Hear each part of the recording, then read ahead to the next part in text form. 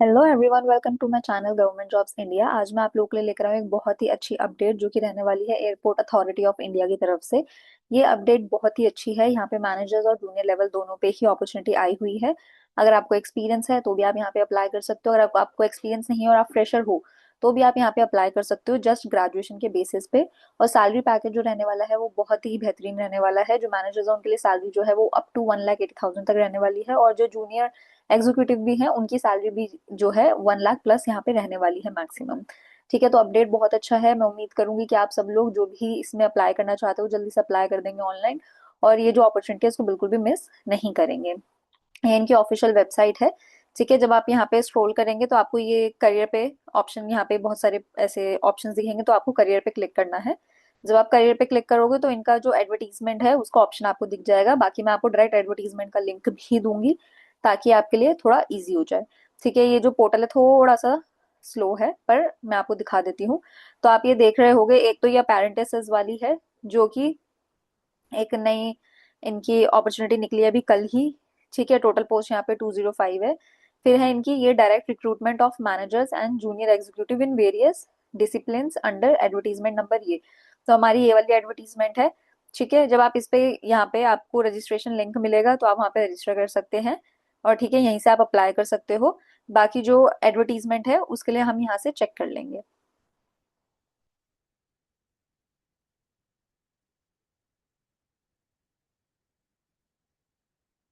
ठीक है, आप देख रहे हो यहाँ पे ये दोनों एडवर्टीजमेंट, अगर आपको हिंदी में चाहिए तो हिंदी में यहाँ से ले सकते हो, इंग्लिश में चाहिए तो यहाँ से ले सकते हो। डाउनलोड पे क्लिक क्लिक करोगे तो एडवर्टीजमेंट खुल जाएगी, पर मैंने ऑलरेडी खोल रखी है तो मैं आपको दिखा देती हूँ। आपको मैं ऑफिशियल वेबसाइट का लिंक और एडवर्टीजमेंट दोनों का लिंक दूंगी, तो आप वहां से एक बार चेक कर लेना। ठीक है, अब आप ये देख सकते हो, ये जो है ये मैनेजर्स और जूनियर एग्जीक्यूटिव की रहने वाली है। ठीक है, बेसिकली आपकी जो यहाँ पे जॉब लगेगी वो एयरपोर्ट अथॉरिटी में लगेगी, और एयरपोर्ट कहाँ का है, सफदरजंग राजीव गांधी सफदरजंग एयरपोर्ट न्यू दिल्ली। तो आपकी जो जॉब लगेगी वो न्यू दिल्ली में ही मोस्ट प्रोबेबली लगेगी। तो आप पैन इंडिया कहीं से भी अप्लाई इसके लिए कर सकते हो। ठीक है, ऑनलाइन ही अप्लाई करना। आप पोस्ट भी देख सकते हो, 145 पोस्ट जो है वो मैनेजर इंजीनियर सिविल के लिए है, फिर इंजीनियर इलेक्ट्रिकल के लिए है, फाइनेंस के लिए है, इंफॉर्मेशन टेक्नोलॉजी के लिए है। और यहाँ पर पीडब्ल्यूबीडी कैंडिडेट्स जो है उनके लिए भी रिजर्व्ड है सीट्स, प्लस आपका unreserved EWS, OBC, non creamy layers, SC ST सबके लिए यहाँ पे रिजर्व रहने वाली है। अब यहाँ पे जो जूनियर एग्जीक्यूटिव है उनके लिए फाइनेंस, लॉ, ऑपरेशन, सर्वेन, कार्टोग्राफी में भी जॉब्स यहाँ पे है, जिसमें अगर आपने ग्रेजुएशन की हुई है फाइनेंस लॉ में तो आप यहाँ पे एलिजिबल हो जाते हो। अब यहाँ पे सारा पीडब्ल्यूडी का जो रिजर्वेशन है वो सारी चीजें बताई हुई है। तो जो भी इस कैटेगरी से अप्लाई करेंगे प्लीज ये पार्ट बहुत अच्छे से पढ़ना है, एब्रीविएशन वगैरह सब कुछ। अब यहाँ पे एलिजिबिलिटी देख लेते हैं। अगर आप मैनेजर इंजीनियर सिविल के लिए अप्लाई करते हो तो बैचलर डिग्री आपको इंजीनियरिंग में या टेक्नोलॉजी इन सिविल में चाहिए होगी, और पोस्ट डिग्री आपके पास 3 साल का रेलिवेंट एक्सपीरियंस होना चाहिए सिविल इंजीनियरिंग में। ठीक है, फिर आ जाती है नेक्स्ट जो कि है उसके लिए आपको चाहिए बैचलर्स डिग्री इन इंजीनियरिंग और टेक्नोलॉजी इन इलेक्ट्रिकल में। अगेन 3 साल का एक्सपीरियंस होना चाहिए। मैनेजर फाइनेंस में आपको मास्टर्स इन बिजनेस एडमिनिस्ट्रेशन यानी कि एमबी अगर आपने कर रखा है, या पोस्ट ग्रेजुएट डिप्लोमा ले रखा है management with specialization in finance और कॉस्ट अकाउंटेंट, या चार्टर्ड अकाउंटेंसी वगैरह अगर आप है तो आप यहाँ पे एलिजिबल हो जाते हो। आपको 3 साल का एक्सपीरियंस यहाँ पर भी होना चाहिए। फिर आ जाता है आपका इन्फॉर्मेशन टेक्नोलॉजी, जहाँ पे फुल टाइम आपके पास बैचलर्स होनी चाहिए इंजीनियरिंग में, टेक्नोलॉजी इन कंप्यूटर में, यानी कि बहुत सारे बच्चे हैं जो कंप्यूटर साइंस वगैरह में कंप्यूटर इंजीनियरिंग में करते हैं तो वो भी अप्लाई कर सकते हैं। या फिर अगर आपने एमसीए कर रखा है, ये भी बहुत बच्चे हैं जिन्होंने बीसीए एमसीए कर रखा होता है, उनको नहीं समझ आता कि कहाँ अप्लाई कर सकते हैं, तो वो यहाँ पर कर सकते हैं अगर उनको 3 साल का एक्सपीरियंस रहा है। फिर आ जाती है आपकी मैनेजर आर्किटेक्चर में। तो अगर आपने बैचलर डिग्री आर्किटेक्चर में करी हो तो आप एलिजिबल हो जाते हो 3 साल के एक्सपीरियंस के साथ। फिर आपकी आ जाती है लॉ में। तो अगर आपके पास प्रोफेशनल डिग्री है लॉ की, और 5 साल का आपने मतलब या फिर 5 साल का आपने रेगुलर कोर्स किया हुआ है, 10 साल 12वीं के बाद 5 साल का कोर्स किया हुआ है, तो भी आप यहाँ पे एलिजिबल हो जाते हो। या अगर आपने ग्रेजुएशन के बाद 3 साल का कोर्स वगैरह किया हुआ है तो भी आप एलिजिबल हो जाते हो। उसके अलावा आपके पास 3 साल का एक्सपीरियंस होना चाहिए। ठीक है, फिर आ जाता है मैनेजर फायर सर्विसेज में, जहाँ पे आपका फुल टाइम रेगुलर बैचलर्स होनी चाहिए इंजीनियरिंग में, या टेक्नोलॉजी इन फायर इंजीनियरिंग में, या मैकेनिकल इंजीनियरिंग में, या ऑटोमोबाइल इंजीनियरिंग में। तो आपको यहाँ पे एलिजिबल होते हैं 3 साल के एक्सपीरियंस के साथ। फिर है ऑपरेशन, ऐसे ही कर करके आपके यहाँ पे 11 मैनेजर की पोस्ट रहने वाली है।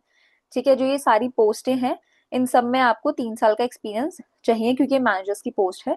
ठीक है, जैसे कॉर्पोरेट कम्युनिकेशन में भी आपको फुल टाइम बैचलर डिग्री चाहिए, मास कम्युनिकेशन में, जर्नलिज्म में, लिटरेचर, हिंदी, इंग्लिश इन सब में, और 3 साल का एक्सपीरियंस चाहिए। तो आप यहाँ पे एलिजिबल हो जाते हो। अब देखते हैं हम जूनियर की। तो जूनियर फाइनेंस में आपको एक्सपीरियंस तो जीरो है, फ्रेशर्स अप्लाई कर सकते हैं जैसे मैंने आपको बताया। यहाँ पे आपको क्या चाहिए, एमबीए या तो आपने कर रखी है, पोस्ट ग्रेजुएशन कर रखी हो मैनेजमेंट वगैरह से या कॉस्ट अकाउंटेंट से, वही सेम चीज विदाउट एक्सपीरियंस वाले लोग अप्लाई कर सकते हैं। लॉ में भी वही सारी कैटेगरी है, पर मतलब पढ़ाई आपकी उतनी ही चाहिए पर एक्सपीरियंस की रिक्वायरमेंट नहीं है। सेम जूनियर ऑपरेशंस में भी एमबीए चाहिए या 2 साल का आपको ग्रेजुएट इन साइंस होनी चाहिए, फुल टाइम रेगुलर एमबीए होनी चाहिए 2 इयर्स की, या फिर आप आपके पास बैचलर डिग्री होनी चाहिए इंजीनियरिंग में, तो आप अप्लाई कर सकते हो। एक्सपीरियंस की रिक्वायरमेंट नहीं है। सर्वे और कार्टोग्राफी में आपकी बैचलर डिग्री होनी चाहिए इंजीनियरिंग या टेक्नोलॉजी में इन सिविल, या फिर मास्टर्स डिग्री होनी चाहिए साइंस इन ज्योग्राफी और masters degree in remote sensing and geographical information वगैरह से रिलेटेड, तो आप यहाँ पे एलिजिबल हो जाते हो। अब यहाँ पे परसेंटेज क्या है, मिनिमम परसेंटेज आपकी होनी चाहिए, मिनिमम पासिंग मार्क्स आपको चाहिए, ठीक है। उसके अलावा यहाँ पे इस चीज का आपने एक और चीज का ध्यान देना है कि लास्ट ईयर वाले कोई भी लोग यहाँ पे अप्लाई नहीं कर सकते। आपका रिजल्ट आना चाहिए इस साल अप्लाई करने से पहले, तो आप यहाँ पे एलिजिबल हो जाते हो, अदरवाइज आप नहीं हो पाओगे। उसके अलावा 2-3 चीजें और बताई हुई है, जैसे जिन्होंने रेगुलर कर रखा है ठीक है, जिन्होंने ओपन से कर रखा है तो वो किसी किसी कोर्सेज जो हैं उनके वो यहाँ पे मान्य हो जाएंगे, लेकिन कुछ कुछ कोर्सेज नहीं मान्य होंगे। सेम अगर आपने लॉ की डिग्री भी करी तो professional degree in law will be consider only if it is from an institute university recognized by Bar Council of India. तो अगर आपकी प्रोफेशनल डिग्री है लॉ में, सिर्फ तभी कंसिडर करी जाएगी अगर आपने ऐसे इंस्टीट्यूट या यूनिवर्सिटी से करा है जो कि बार काउंसिल ऑफ इंडिया की तरफ से रिकॉग्नाइज्ड है। तो ये इन्फॉर्मेशन भी प्लीज अच्छे से एक बार पढ़ लेना, ठीक है। फिर यहाँ पे आ जाता है, ये भी बताया हुआ candidates having bachelors degree in technology are also allowed to apply against the qualification mention as bachelors degree in engineering. तो जिनके पास भी बैचलर डिग्री टेक्नोलॉजी में है तो वो वहां पर भी अप्लाई कर सकते हैं उन पोस्ट में जहाँ पे इंजीनियरिंग में बैचलर्स डिग्री मांगी गई है, जैसे कि कमर्शियल एंड ऑपरेशंस, तो आप वहां पे एलिजिबल हो जाते हो। अब यहाँ पे वर्क एक्सपीरियंस भी पूछा बताया गया है कि अगर आपका वर्क एक्सपीरियंस किसी भी स्टेट गवर्नमेंट, सेंट्रल गवर्नमेंट या पब्लिक सेक्टर अंडरटेकिंग के साथ है तो भी एलिजिबल हो जाते हो आप, या फिर लार्ज प्राइवेट कंपनी के साथ अगर आप काम कर रहे हो, रेपुटेटेड कंपनी, तो आप यहाँ पे एलिजिबल हो जाते हैं। ऐसे छोटी मोटी अगर कंपनी के साथ आपको एक्सपीरियंस है तो वो मान्य नहीं होगा। अब यहाँ पे इन्होंने बताया हुआ है कि आपको यहाँ पर जो सारी चीजें दी हुई हैं इनमें से कोई भी एक एलिजिबिलिटी क्राइटेरिया मेट करना होगा, प्राइवेट सेक्टर वालों के लिए बताया हुआ है। या तो आपकी जो लिस्टेड कंपनी है which would mean and include companies listed on National Stock Exchange और ग्रुप ए और B of Bombay Stock Exchange corresponding to the year of experience. तो या तो आपकी जो कंपनी है वो नेशनल स्टॉक एक्सचेंज में लिस्टेड होनी चाहिए या ग्रुप ए और B of Bombay Stock Exchange में लिस्टेड होनी चाहिए, या फिर आपकी कंपनी जो है उसमें 250 इंप्लॉयज मिनिमम काम करते होने चाहिए कॉन्ट्रैक्ट बेसिस के अलावा, मतलब परमानेंट 250 इंप्लॉयज कम से कम होने चाहिए, उस कंपनी का एक्सपीरियंस आपका काउंट होगा। या फिर आपकी जो कंपनी है उसका 250 करोड़ का फाइनेंशियल ईयर में टर्नओवर अगर है तो वो आपकी कंपनी के जो एक्सपीरियंस है काउंट होगा। और जो लॉ फर्म वाले लोग अप्लाई कर रहे हैं उनका 1 साल का 10 करोड़ का टर्नओवर होना चाहिए फाइनेंशियल ईयर में, तो वो यहाँ पे उनका जो एक्सपीरियंस है वो काउंट होगा, ठीक है। अब मैनेजर की पोस्ट के लिए 32 ईयर्स तक आप अप्लाई कर सकते हो, जूनियर एग्जीक्यूटिव के लिए 27 ईयर्स तक आप अप्लाई कर सकते हो। उसके अलावा जो ST SC कास्ट से बिलोंग करते हैं उनको 5 ईयर्स का रिलैक्सेशन है, OBC वालों को 3 ईयर्स का रिलैक्सेशन है, PWD कैंडिडेट्स को 10 ईयर्स का रिलैक्सेशन है, और एक्स सर्विस मैन को भी यहाँ पे इन्होंने ऑलमोस्ट 5 ईयर्स के रिलैक्सेशन दिया, आप चेक कर सकते हो यहाँ पर, ठीक है। उसके अलावा 10 ईयर्स का उनको रिलैक्सेशन है जो AAI यानी कि जो यही जो जिसकी तरफ से ये अपडेट निकला हुआ है एयरपोर्ट अथॉरिटी की तरफ से, अगर वो कोई भी कैंडिडेट वहां पे एज अ रेगुलर उन्होंने सर्विस दी हो वहां पर और इनिशियल प्रोबेशन पीरियड जो है वो कंप्लीट किया, जैसे 1 साल का प्रोबेशन पीरियड रहता है 6 महीने का, अगर आपने रेगुलर सर्विस में वो प्रोबेशन पीरियड कंप्लीट किया है और इनिशियल बेसिस पे आप अपॉइंट हुए तो आपको 10 साल का यहाँ पे रिलैक्सेशन मिलेगा। और यहाँ पे जो बर्थ आपका यहाँ पे जो एज कैलकुलेट होगी वो 10th की मार्कशीट के हिसाब से होगी, और आप उसमें डेट वेट कुछ भी चेंज नहीं कर सकते। अब ऑनलाइन एप्लीकेशन जो है वो 8 अगस्त को स्टार्ट हो गई है, लास्ट 7 सितंबर तक रहने वाली है, और जो भी आपका कंप्यूटर बेस्ड टेस्ट होगा वो आपका AAI यही एयरपोर्ट अथॉरिटी वेबसाइट पे ही आपका अपडेट हो जाएगा, टेंटेटिव डेट जो है वो वहाँ पे मेंशन हो जाएगी। अब सैलरी पैकेज देख लेते हैं। जो मैनेजर है उनकी सैलरी जो है 60,000 से लेके 1,80,000 तक जा सकती है, प्लस उनको हर साल 3% का इंक्रीमेंट मिलेगा। जूनियर एग्जीक्यूटिव के लिए जो है 40,000 से लेके 1,40,000 तक जा सकती है, प्लस 3 साल का इंक्रीमेंट, यानी कि हर साल इंक्रीमेंट 3% प्लस होता जाएगा, तो रिटायरमेंट तक मैक्सिमम 1,40,000 तक उनकी बेसिक पे जा सकती है। उसके अलावा बेसिक पे का 35% जो है उनको एक्स्ट्रा पर्क्स मिलते हैं, जैसे कि HRA और ये सारी चीजें, ग्रेचुटी, सोशल सिक्योरिटी वगैरह, ठीक है। मतलब allowance perks at 35% of the basic pay, HRA and other benefits which include CPF, तो ये इन्होंने सब बताया हुआ है कि ये सारे डियरेंस अलाउंस पर्क्स हैं, ये सारे जो उन्हें मिलते हैं। इनका सीटीसी जो होगा वो 14 लाख पर एनम तक हो सकता है जो जूनियर एग्जीक्यूटिव की पोस्ट, और 21 लाख पर एनम तक हो सकता है जो मैनेजर्स की पोस्ट के लिए। ठीक है, तो आप ये चेक कर सकते हो। इंपॉर्टेंट इंस्ट्रक्शंस भी बताए हुए हैं, तो ये एक बार जो है चेक कर लेना। बाकी इन्होंने ये एक चीज यहाँ पे बताई हुई है कि अगर आप ओबीसी एनसीएल का सर्टिफिकेट, नॉन क्रीमी लेयर का सर्टिफिकेट लगा रहे हैं, तो आपका जो सर्टिफिकेट है वो 2026 2027 का मान्य होना चाहिए, मतलब इस साल का नया अपडेट करा हुआ सर्टिफिकेट होना चाहिए। सेम इन्होंने यही चीज ईडब्ल्यूएस कैटेगरी के लिए बताइए, आप देख सकते हो ना, certificate valid for financial year of 2026 and 7। तो यहाँ पे आपका जो सर्टिफिकेट है वो नया बना हुआ होना चाहिए इसी साल का, ताकि वो इस साल से अगले साल तक वैलिड रहे। तो यही पीडब्ल्यूबीडी के लिए है, यही ओबीसी के लिए, सबके लिए यही बताया हुआ है। तो वो चीजें आप एक बार चेक कर लेना। ठीक है, उसके अलावा बाकी सारी चीजें आप इन्फॉर्मेशन पढ़ लेना, वो सब बताया है, हिंदी इंग्लिश में आपका रहेगा, सारी चीजें यहाँ पे इन्होंने बताई हुई है। स्क्राइब्स के रिगार्डिंग भी बताया हुआ है, तो ये सारी आप चीजें देख लेना। अब हम चेक करते हैं सिलेक्शन प्रोसेस। सिलेक्शन प्रोसेस जो रहने वाला है वो आपका कंप्यूटर बेस्ड, यहाँ पे ऑब्जेक्टिव ऑब्जेक्टिव टाइप यानी कि कंप्यूटर बेस्ड आपका एग्जाम रहने वाला है। और उसके बाद 1 to 11 वाले जो लोग कैंडिडेट्स होंगे उनका इंटरव्यू भी होगा, यानी कि जैसे जो एग्जीक्यूटिव लेवल पे हैं, जूनियर एग्जीक्यूटिव वाले जो हैं, उनका यहाँ पे इंटरव्यू शायद ना हो, क्योंकि इन्होंने बोला है कि computer based test will be followed by application verification subsequent test as applicable for all the post code 1 to 11 will also include interviews as part of the selection process. तो हो सकता है कि जो जूनियर एग्जीक्यूटिव है उनका सिर्फ यहाँ पे कंप्यूटर बेस्ड टेस्ट हो और एप्लीकेशन वेरिफिकेशन और ये सारी चीजें रहे, पर जो मैनेजर पोस्ट के लिए उनका इंटरव्यू भी होगा कंप्यूटर बेस्ड टेस्ट के अलावा। और सिलेबस वगैरह ये लोग आगे बताएंगे ही। और इसके अलावा भी इन्होंने चीजें बताई हुई है जो सबसे इंपॉर्टेंट है, कि यहाँ पे आपकी कोई भी नेगेटिव मार्किंग नहीं होगी। ठीक है, तो आप यहाँ पे आराम से आंसर्स दे सकते हैं, यहाँ पे कोई भी आपकी नेगेटिव मार्किंग नहीं रहेगी। आप देख सकते हो there will be no there there will not be any negative marking making for wrong answers attempted. तो इस चीज का प्लस पॉइंट है आपके पास। उसके अलावा उन्होंने बताया जो मैनेजर फायर सर्विसेज की जो पोस्ट है उसके लिए जो भी एप्लीकेशंस होंगी उनका physical measurement test, driving test, physical endurance test, ये सब भी होगा कंप्यूटर टेस्ट के अलावा, एडवर्टीज उसके इंटरव्यू के लिए अलावा। तो इस चीज का आप ध्यान रखना है, क्योंकि ये जो पोस्ट है आपको पता है किस टाइप की पोस्ट है, थोड़ी हेक्टिक पोस्ट होती है। ठीक है, फिर मैनेजर एयरपोर्ट ऑपरेशंस और जूनियर एग्जीक्यूटिव जो है उनके पास सबसे इंपॉर्टेंट चीज लाइट मोटर व्हीकल लाइसेंस होना चाहिए। सबसे इंपॉर्टेंट है, टेम्पररी नहीं होना चाहिए, लर्निंग लाइसेंस नहीं होना चाहिए, प्रॉपर वाला लाइसेंस चाहिए मैनेजर एयरपोर्ट ऑपरेशंस के लिए स्पेशली, और जूनियर एग्जीक्यूटिव एयरपोर्ट ऑपरेशंस के लिए। अगर आप बाकी सारे जो पोस्ट के लिए अप्लाई कर रहे हो उसमें आपके पास टेम्पररी या नॉर्मल है नहीं है, एक बार को चल जाएगा, पर इन दोनों पोस्ट के लिए जो एयरपोर्ट ऑपरेशंस में है वो एयरपोर्ट ऑपरेशंस में काम कर रहे हैं तो उनको तो चाहिए ही चाहिए।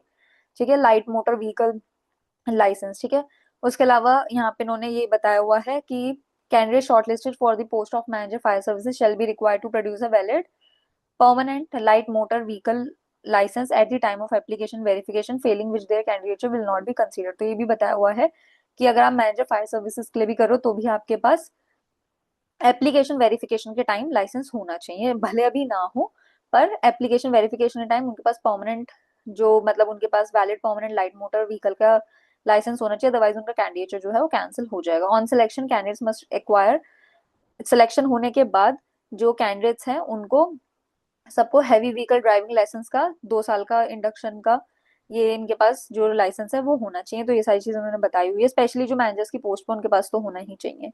ठीक है, नो ऑब्जेक्शन सर्टिफिकेट लगेगा जो ऑलरेडी काम कर रहे थे उनके जो एम्प्लॉयर्स हैं उनकी तरफ से। Candidate selected for the post of ये विल अंडरगो ट्रेनिंग, मैंने आपको बताया कि यहाँ पर क्योंकि आपके बहुत सारे टेस्ट होंगे तो उनकी ट्रेनिंग भी होगी जो फायर सर्विसेज में है, और उसके लिए उनको ट्रेनिंग के टाइम बेसिक पे विद अदर एडमिसिबल, मतलब पूरा सारे अलाउंसेस नहीं मिलेंगे पर बेसिक पे के अलावा अदर एडमिसिबल अलाउंसेस यहाँ पे उनके रहेंगे। उसके अलावा उनसे एक श्योरिटी बॉन्ड साइन कराया जाएगा, क्योंकि उनको ट्रेनिंग दी जाएगी, पेड ट्रेनिंग, तो इसलिए उनसे एक बॉन्ड भी साइन कराया जाएगा जो कि 5 लाख का बॉन्ड होगा, 3 साल के लिए वैलिड रहेगा कंप्लीशन ऑफ ट्रेनिंग के बाद, यानी कि अगर आपने 3 साल से पहले छोड़ा तो आपको 5 लाख रुपए देने पड़ेंगे for the period till 3 years after completion of training.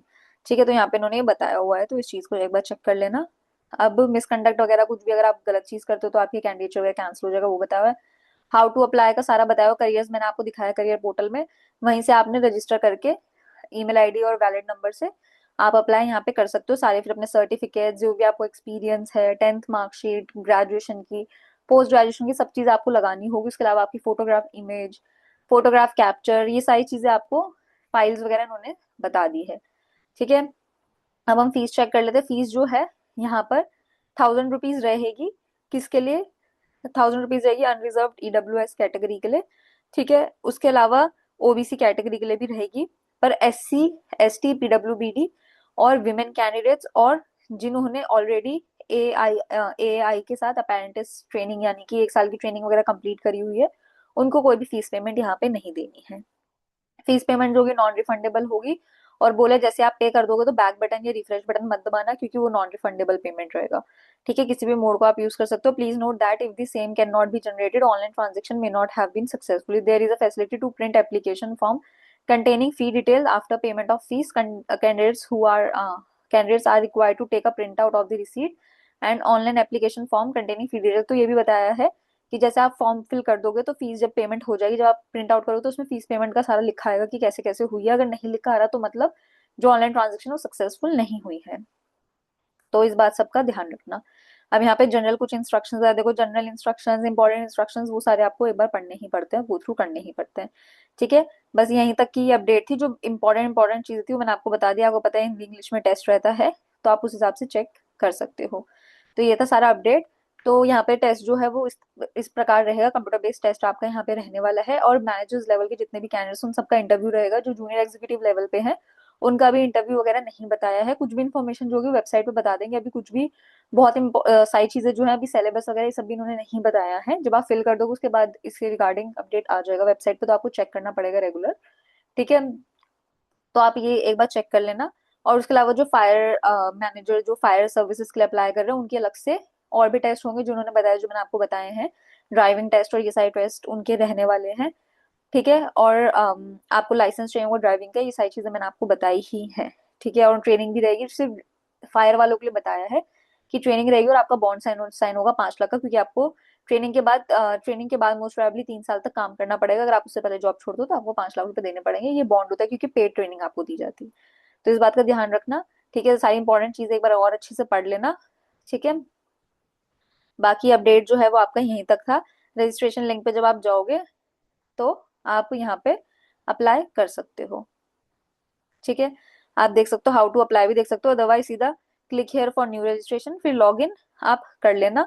और उसके बाद आप अपनी सारी चीजें अपलोड कर देना। गाइडलाइंस भी बताई हुई स्कैनिंग, फोटोग्राफ एंड सिग्नेचर की, तो ये सब आपको करना होगा। हैंड रिटन शायद डिक्लेरेशन भी हो, तो ये सारी चीजें आप देख लेना। लास्ट डेट जो प्रिंट आउट की है वो 22 सितंबर तक रहने वाली है, तो प्रिंट आउट जरूर निकाल लेना, क्योंकि आपको उससे पता रहेगा कि एप्लीकेशन जो है वो अच्छे से सक्सेसफुली कंप्लीट हो गई है, और साथ ही साथ जो फीस है वो भी पेमेंट हो गई है। ठीक है, तब तक आप अपना ध्यान रखना। जितनी भी इंपॉर्टेंट इन्फॉर्मेशन थी वो मैं आपको दे चुकी हूँ। ठीक है, आप देख भी सकते हो और भी जॉब्स थी, पर सबसे ज्यादा जो पोस्ट है वो इसी में ही आया, और साथ साथ ये फ्रेशर्स के लिए भी है। तो ये अपडेट काफी अच्छी है। ठीक है, चलो अब आप अपना ध्यान रखना। मैं आपसे मिलती हूँ नेक्स्ट वीडियो में, तब तक के लिए बाय।